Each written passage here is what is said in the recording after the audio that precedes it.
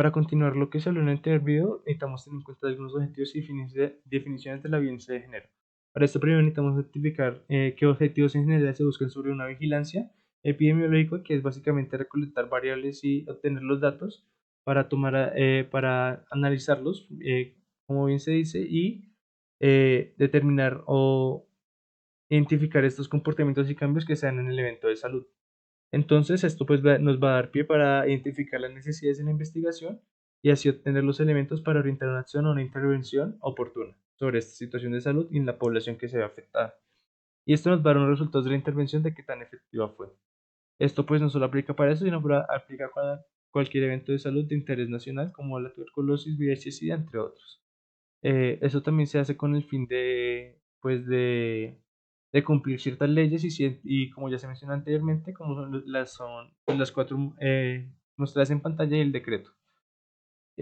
También se identifican ya propiamente la violencia de género dos objetivos, que es describir en términos de variables de persona, tiempo y lugar el comportamiento de los casos notificados de violencia de género e intrafamiliar y ataques con agentes químicos y analizar elementos según las características de la violencia de la víctima y del agresor. Sin restar importancia al primer objetivo, es importante analizar este segundo porque va muy de la mano con la definición que se da. Entonces se definen solo casos sospechosos, más no confirmados aquellos que pues impliquen violencia sexual y ataques con agentes químicos, violencias físicas y psicológicas contra niños, niñas y adolescentes y otras poblaciones vulnerables que pues tengan identidad de género y orientaciones sexuales no normativas, todos los casos de negligencia contra también las mismas poblaciones vulnerables y pues negligencia de abandono, como en Colombia también se ve mucho de abandono de adultos mayores, y todos los casos de mutilación genital femenina. También cabe aclarar que se descartan o no se notifican, mejor dicho, aquellos casos que cumplen la siguiente condición, que son básicamente eventos que no discriminan ni género, ni edad, ni nada que tenga que ver con lo yo mencionado en casos sospechosos, ya que son eventos adversos que pueden involucrar a cualquier persona, como lo son rillas callejeras, actividades delincuenciales como robos, peleas entre bandas, balas perdidas, entre otros. En cuanto a la fuente y procesamiento de datos, empezamos con una vista epidemiológica, donde se tiene en cuenta la persona, el lugar, el tiempo y la tendencia en la que sucedieron estos actos de violencia. Luego se ve una vista cualitativa, en donde se ven más que todo las características del tipo de violencia, sea sexual, sea por un agente químico, etc. Se tiene también en cuenta la víctima, al agresor y el ambiente en que este acto sucedió. Luego, con estas dos vistas, tanto epidemiológica y cualitativa, se hace un análisis en cuanto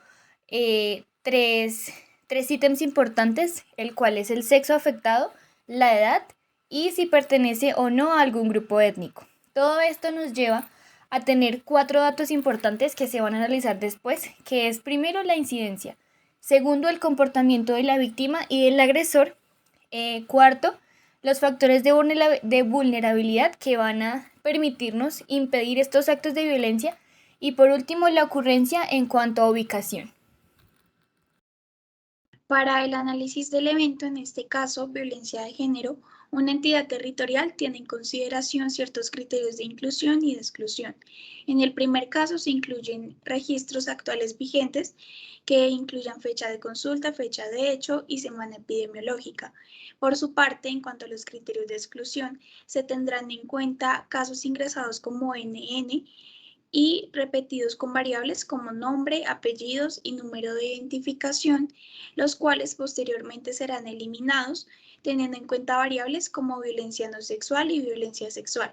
Así pues, solo se tendrán en cuenta aquellos casos que representen violencia sexual, física o psicológica, como se menciona en el video previo. Sin embargo, si el caso es de violencia sexual y se encuentra haciendo parte de los casos repetidos,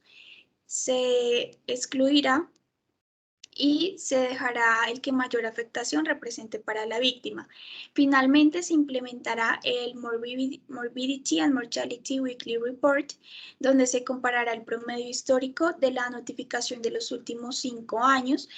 referentes al periodo a analizar, es decir, el valor esperado con el número de casos notificados en el mismo periodo, pero cuya vigencia es actual, es decir, el valor esperado, lo cual permite calcular el error estándar y el límite superior e inferior del valor esperado. Hablando de la orientación de la acción, tenemos dos partes, las acciones individuales y las acciones colectivas. En las acciones individuales tenemos como primera parte prestar atención en salud a la víctima, realizar una valoración integral de la salud para identificar afectaciones en salud como consecuencias,